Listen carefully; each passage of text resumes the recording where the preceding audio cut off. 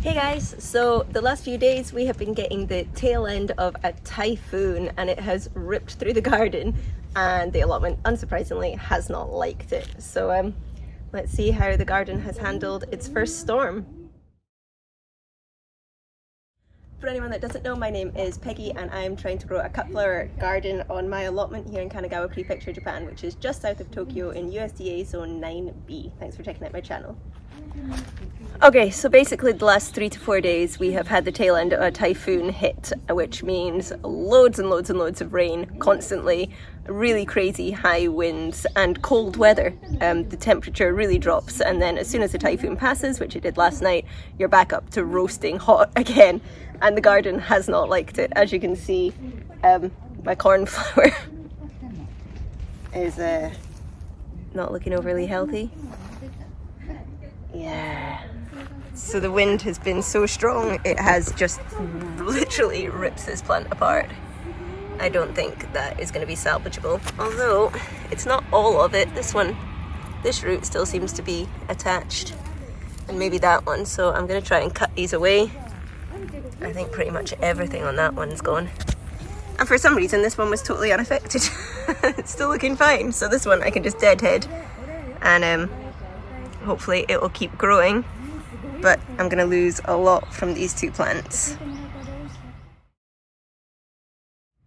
You can see here that the rain hits the ground so hard that, I mean, you can't even see the labels anymore. They're covered in mud.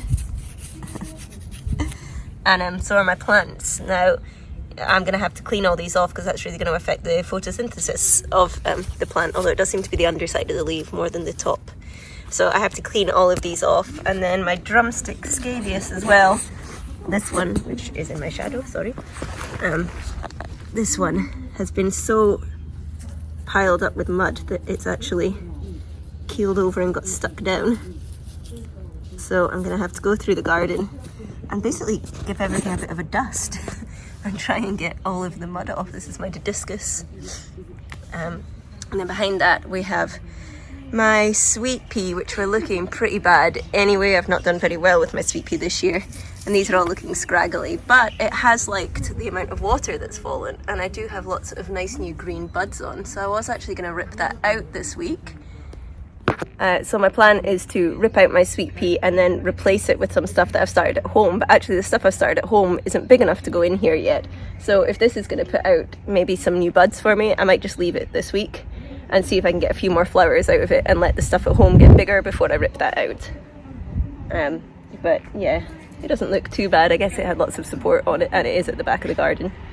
So in here I have my aster, and it had been eaten by red beetle. Not much you can do about Japanese beetle when you live in Japan. And they really took to my aster, so I put these bottles over them just to stop the beetle actually getting in there, and that seemed to really be working. If you look at this one here, which was almost gone, fully eaten, it's now looking really good. Unfortunately, the bottle that was on this one has been blown over there. And so this one is pretty gone, which means of all of the aster I planted, I think I've only got maybe 2 or 3 that have survived. Now I do have more aster growing on at home, and it is getting bigger, but I'm scared to put it in because I think it was May-June beetle that were eating this.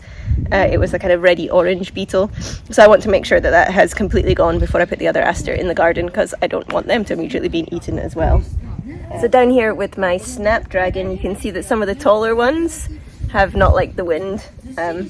These were the ones that were tall enough to come through my first layer of netting, but not quite tall enough to make it through the second layer, so they didn't have the support from the second layer. So I maybe actually have to lower that second layer of netting a little bit, because I've got a couple of these that are just collapsing.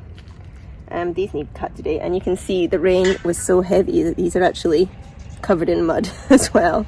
So thank goodness these are just for me. I can try and shake some of the mud off and see if that helps.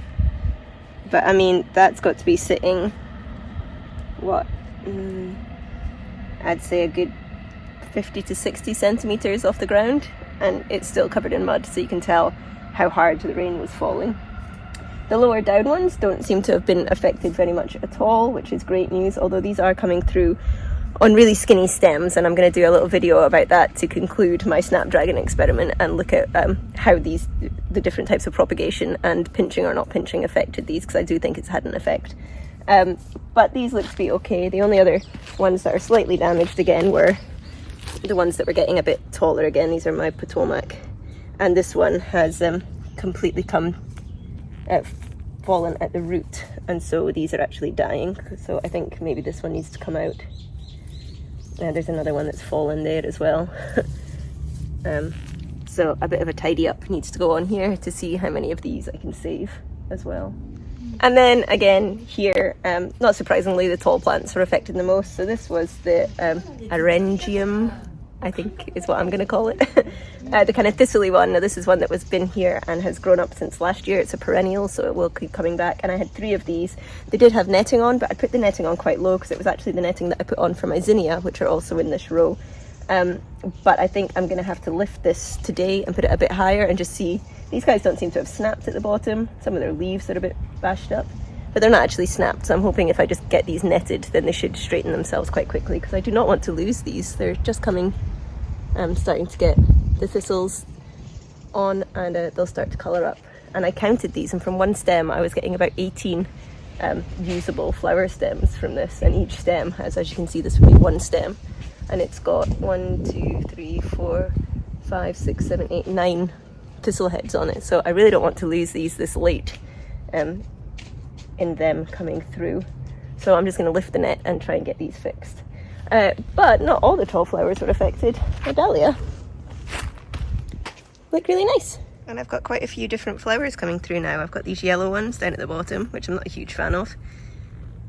These nice pom-pom purple ones, and then I'm starting to get some of the really deep colours, which are beautiful. I've got this one, which is quite a big bloom on it, and then one that's a similar colour, but a much smaller bloom. So they're going to pair really nicely in the vase. I'm really happy with that. But they don't seem to be affected much. I think there's kind of one here that's been blown over a bit, so I just need to rethread that through the netting. For some reason, the netting that I've got on the bottom layer here seems to have sagged and isn't really doing much, so I'll pull that bit of netting up and hopefully that should fix these. And then this is Rogue Sunflower that has reseeded itself from last year, and it didn't mind at all. I tied that up to a stick earlier in the week, so it survived pretty well too. So overall, not too bad.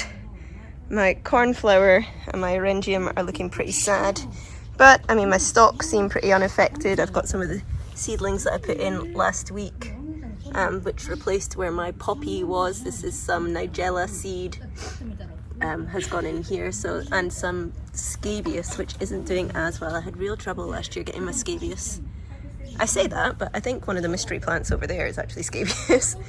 But these are starting to come through, and obviously the seedlings really liked the rain a lot. You can see my zinnia seedling, the ones that I reseeded last week, are coming up really well as well. Hopefully my cosmos are as well.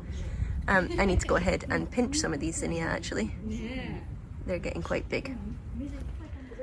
Yeah, so overall, not as bad as I thought it would be. I just need to do a little bit of cleanup. I'm going to go ahead and dust all my plants and try and get everything netted up and secure again. But first storm of the season, not too bad. Unfortunately, it was completely off season. Typhoon season isn't until we get rainy season next, and then a really hot summer, and then typhoon season hits. So I thought I would have a little bit longer to get these plants established and started before the typhoons hit. But like the rest of the world, the weather's gone a bit crazy here, and everything, all the seasons have changed, and when things are coming up has changed. So I guess my lesson is just to be prepared earlier and get everything as supported as I possibly can, as early in the season as I possibly can. But I'm quickly finding that this is a really hard environment to garden in. I have some Rudbeckia seedlings, which I'll do a video on as well, that I'm having real trouble getting going. And I had some and they were doing really, really well. And then this morning I had them in my seed pod to protect them from the typhoon, the wind and the rain. And then between the sun rising at 5:30 this morning and me checking them just before 10 o'clock, it got so hot so quickly that they have completely dried out and died. So, you know, it's the matter of sunrise to when I can get to my seed pod, things are dying. So I'm finding it really, really challenging. I guess every climate has its own challenges. You know, Scotland isn't known for being a great flower growing country either. So I guess if I was at home, I'd be having different problems, but problems all the same. But yeah, from cold, wet, stormy, rainy to roasting hot in the space of a day is challenging. So it's all a learning experience and trying to figure out what can handle those conditions. You know, you get a lot of the plants that can handle the drought conditions, but then they're not going to stand up to a typhoon or the huge amounts of rain that you can get in the space of a day, 2 days. So I guess it's just figuring out what plants work in your climate. But I am starting to get a little bit upset at the number of plants that I am killing. Yeah, I'm starting to get upset about the number of plants that I'm killing. And when, especially with my Rudbeckia seeds, when you spend a long time babying something and then it dies so quickly and leaves you with a big gap. This is where my Rudbeckia is supposed to go. And now I'm on the 1st of June, which is too late for starting most things, trying to figure out what I can put in there to replace the Rudbeckia that's not going to be there. And unfortunately, I think the answer is going to be sunflower. If you haven't been following along, you'll won't know that I planted lots of sunflower last year and they all did really, really well, but they were not my favourite flower to grow or to work with. But it might look like we're going to have sunflower in the garden again this year. Anyhow. But thanks for following along. If you want to see how the garden survives, then remember to hit the subscribe button below so you can see what we actually get. And if you want to see what I do with the blooms I cut, you can follow me on Instagram, which is From the Witch's Garden, and there is a link below this video to that. And I will see you guys next week. Bye.